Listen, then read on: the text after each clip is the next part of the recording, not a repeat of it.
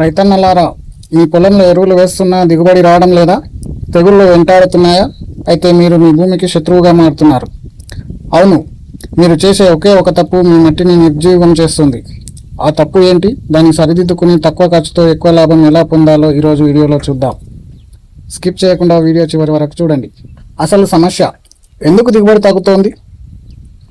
చాలామంది రైతులు చేసే పొరపాటు ఏటా ఒకే రకమైన పంటలను మళ్ళీ మళ్ళీ వేయడం. దీనివల్ల ఏమవుతుందో తెలుసా? మట్టిలో ఉండే కొన్ని ప్రత్యేక పోషకాలు పూర్తిగా అయిపోతాయి. అలాగే ఆ పంటకు వచ్చే పురుగులు మట్టిలోనే ఉండిపోయి వచ్చే ఏడాది మీ పంట వేయకముందే దాడికి సిద్ధంగా ఉంటాయి. అందుకే ఎన్ని మందులు కొట్టినా ఫలితం ఉండదు. దీనికి అసలు సిసలైన పరిష్కారం ఏంటంటే పంట మార్పిడి. One and only solution is crop rotation. ప్రయోజనాలను కనుక పంట మార్పిడి వల్ల ప్రయోజనాలను కనుక మనం గమనించినట్లయితే, నత్రజని స్థిరీకరణ. మనం ధాన్యపు పంటల తర్వాత పప్పు దినుసుల పంటలు అంటే మినుము, పెసర వంటివి వేస్తే అవి గాలిలో ఉండే నత్రజనిని వేర్ల ద్వారా నీళ్ళకు అందిస్తాయి. అంటే మీరు యూరియా వేయాల్సిన అవసరం సగం తగ్గుతుందన్నమాట. అలాగే చీడపీడలకు చెక్మేట్. ఒక రకమైన పంటకు వచ్చే పురుగు మరొక రకమైన పంటపై బతకలేదు. పంట మార్చగానే ఆ పురుగుల ఆహారం లేక చనిపోతాయి. ఇది సహజమైన మందుగా పనిచేస్తుంది. అలాగే మట్టి ఆరోగ్యం. వేర్వేరు పంటల వేర్లు వేర్వేరు లోతుల్లోకి వెళ్తాయి. దీనివల్ల భూమి లోపల పొరల్లోని పోషకాలు కూడా మొక్కకు అందుతాయి.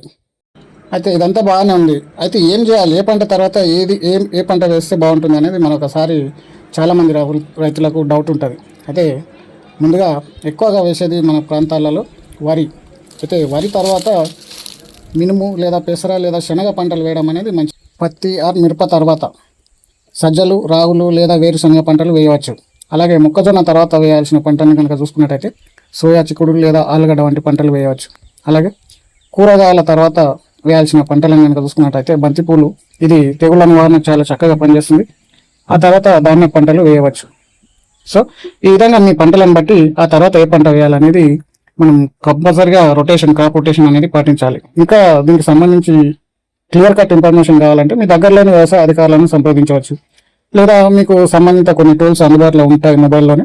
వాటిని ఉపయోగించుకొని కూడా మనం ఆ తర్వాత ఏ పంట వేస్తే బాగుంటుంది అనేది కూడా తెలుసుకునే ప్రయత్నం చేయవచ్చు. కానీ ఎట్టి పరిస్థితుల్లోనూ ఒకే పంటను మళ్ళీ మళ్ళీ వేయడం అనేది చాలా చాలా పెద్ద తప్పు. తద్వారా రైతులకు ఖర్చులు పెరగడమే కాకుండా దిగుబడి కూడా తగ్గిపోయి నష్టపోయే అవకాశం కూడా ఉంది. కాబట్టి రైతులు దీన్ని ఎల్లప్పుడూ దృష్టిలో ఉంచుకోవాలి. అయితే ఈ క్రాప్ రొటేషన్ అనేది మనకు ఏదో ఈ రోజే కొత్తగా వస్తున్నది కాదు. మనం చిన్నప్పుడు గతంలో 20 ఏళ్ళ కింద 30 ఏళ్ళ కింద మన పెద్దోళ్ళు రైతులు ఒక పంట వేసిన తర్వాత ఉదాహరణకు ఒకసారి రాగులు వేస్తే మరోసారి జొన్నలు వేశారు. అలాగే ఒకసారి ఉలవలు వేస్తే మరొకసారి కందులు వేశారు. ఈ విధంగా క్రాప్ రొటేషన్ అనేది గతంలో మన తాతలు ముత్తాతల కాలం నుండి ఆచరిస్తున్న విధానమే. అయితే దాన్ని ఇప్పుడు రైతులు మర్చిపోవడం వల్ల వారి పంటలకు చీడపీడలు ఎక్కువగా పెరిగి అలాగే మందుల ఖర్చులు పెరిగి దిగుబడి తగ్గడం, ఆ విధంగా రైతులు నష్టపోవడం అనేది జరుగుతున్నది. సో రైతులు ఇవన్నిటిని దృష్టిలో ఉంచుకొని క్రాప్ రొటేషన్ అనేది పాటించవలసిన అవసరం ఎంతైనా ఉందని చెప్పవచ్చు. ఇక ఫైనల్గా చెప్పేది ఏంటంటే, గుర్తుంచుకోండి, మనం భూమి తల్లికి ఎంత ఇస్తే మనకు అంతకంటే ఎక్కువ ఇస్తుంది. పంట మార్పిడి అనేది కేవలం ఒక పద్ధతి కాదు, అది ఒక లాభదాయకమైన వ్యాపార సూత్రం అని చెప్పొచ్చు. మీలో ఎంతమంది పంట మార్పిడి పాటిస్తున్నారో కింద కామెంట్ రూపంలో తెలియజేయండి. అలాగే మీ ప్రాంతాన్ని కూడా తెలియజేసే ప్రయత్నం చేయండి. ఈ సమాచారం మీకు నచ్చిందని ఆశిస్తున్నాను. ఇటువంటి మరిన్ని ప్రాక్టికల్ టిప్స్ కోసం మన సుజాత అగ్రిఫార్మ్ ఛానల్ని ఇప్పుడే సబ్స్క్రైబ్ చేసుకోండి. జై జవాన్, జై కిసాన్.